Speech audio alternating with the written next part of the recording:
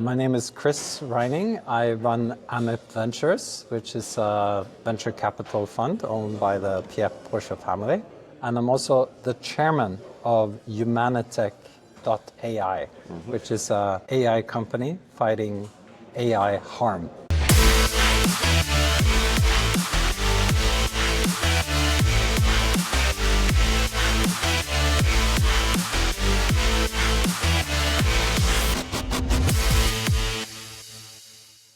Okay. So first of all, before we get into the AI thing, what's your opinion about this edition of Arctic 15? I love it. It's been really high energy. Of course, AI has been such a broad pillar of the conference. So I've been partaking in many discussions, both on stage and off stage. So I think it's very timely, on topic, and been very well attended. So many good experiences and good conversations. How much value is for an investor to be in this sort of event that can connect you to different startups and people seeking funding?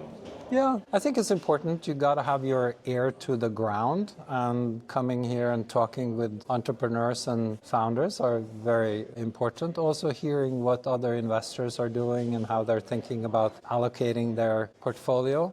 I'm a little over-conferenced and over-networked, so I don't go to a lot of conferences these days, but here Arctic 15 is one of the conferences I've chosen to come back to and have had very good experiences coming here. How many years have you come already? That's a good question. I think I've come here for about 10 years to Helsinki, but a few different conferences, including Arctic 15 and also slush in the winter. Yeah. I do prefer to come in the summer to Helsinki, I have to say that.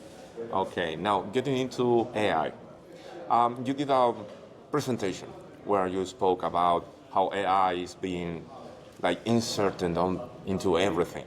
Yes. And how much danger is that for our society? Yeah. So then, at the same time, you are being very outspoken about not investing into AI. Can you elaborate that? Yeah, I'll elaborate a little bit. Well, the first premise is that I am a technology optimist, so I do believe in the benefits of AI. And I wouldn't say do not invest in AI. I would say you have to be a little bit careful about what parts of AI you invest in, because it's going to penetrate every vertical and be horizontally applied in our society, and I think it's going to change everything. When I say invest in AI for us, we invest more in the harm reduction side. And again, it's not that I don't see the positives of AI, because we can see that AI makes us more productive.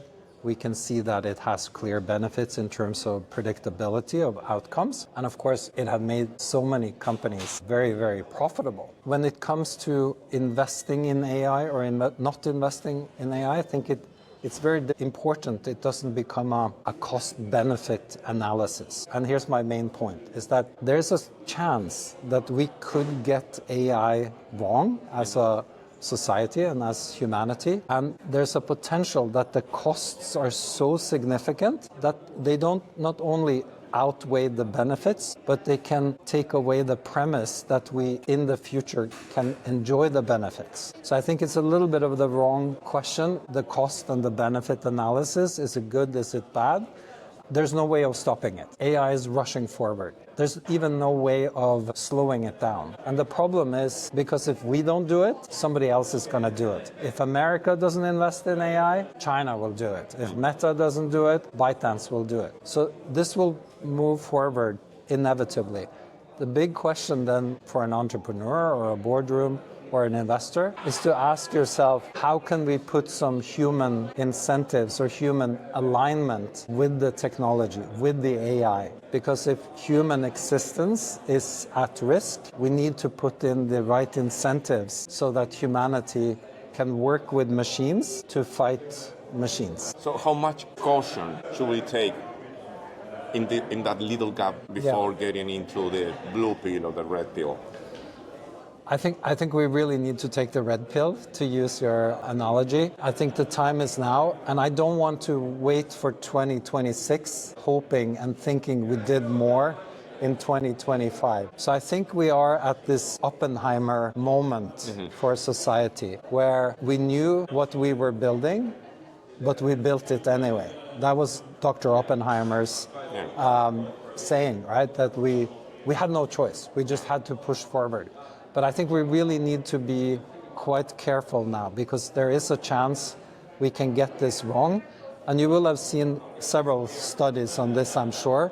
But one statistics I'm familiar with is that 50% of AI researchers or AI scientists, 50% of them think that it's at least a 10% chance that AI will cause the end of humanity. Yeah. And the anecdote is, of course, if 50% of aircraft engineers were saying there's a 10% chance that this flight that you're about to board yourself and with your family is going to fall out of the sky, you would never get on that flight, right? So the people that work the closest with this, the AI researchers, they say, wait a minute, there's a real chance we can get this wrong. So I think the urgency and this narrow path is really now, and it is the moment in history where we cannot afford to get this wrong. Thank you so much.